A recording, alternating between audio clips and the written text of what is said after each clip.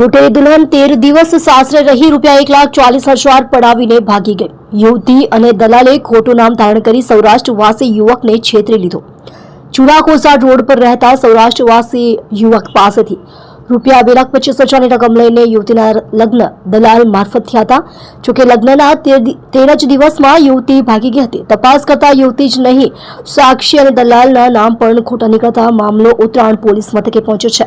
ઉત્તરાયણ પોલીસના જણાવ્યા મુજબ જૂના કોસાડ રોડ પર રજવાડી પાર્ટી પ્લોટ પાસે સ્ટાર પેલેસમાં રહેતા ગૌરાંગ ચુનીલાલ લુંભાણી મૂળ રહે બજૂડ, તાલુકો ઉમરાળા, જિલ્લો ભાવનગર, વેણીનાથ ગરનાળા પાસે પાનનો ગલ્લો ચલાવે છે। 30 માર્ચે સંબંધના સંપર્કથી નરેશ ભૂપતભાઈ મિયાણી સહિત ટોળકીએ એક યુવતીનો પરિચય કરાવ્યો હતો। ગૌરાંગ લુંભાણીને કાજલ નામની યુવતી પસંદ પડતા લગ્ન માટે ₹2,25,000ની માંગણી થઈ હતી। ગૌરાંગે 17 એપ્રિલે યોગી ચોક પેલેડિયમ પોઈન્ટમાં વકીલની ઓફિસમાં સમજૂતી કરાર સાથે કાજલ સાથે લગ્ન કર્યા હતા।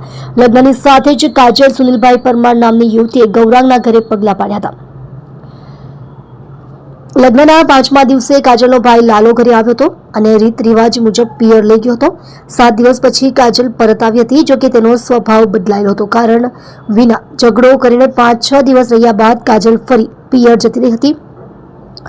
જતા સમયે 6.600 ગ્રામ સોનાની ચેઇન અને પગની ઝાંઝર પહેરીને સાથે લઈ ગઈ હતી।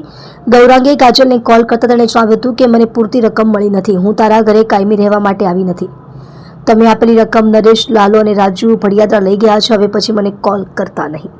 તમે જોઈ રહ્યા છો SD ન્યૂઝ ચેનલ ફેઝર શેખની સાથે।